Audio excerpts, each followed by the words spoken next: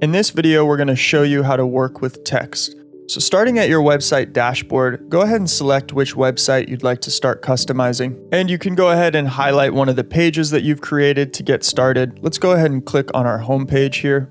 And as soon as we hover over text, you'll see an orange menu that pops up. So the first portion of this tutorial, we're going to cover what each one of these options are, and we're going to go into further depth on each option in future tutorials. Now, if we hover over H1, you'll see that this is the current headline that's selected. It will show you the font and size. By clicking the style icon, you'll be able to stylize the text. Things like color, size, backgrounds, borders, paddings, margins, and more. We'll cover in-depth styling in another video. Now, if you want to actually change the text, you're going to want to click on the change text icon, and that will actually allow you to rewrite and customize your text. Now, you also have the ability to change the text association.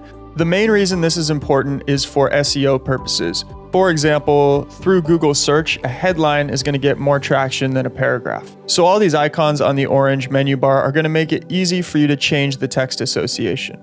This icon is going to allow you to copy the style and text association of the highlighted text to all other text within your block. You'll see these little arrows on the orange menu bar. That's going to allow you to either move the position of your text down or up, depending where it is on the page.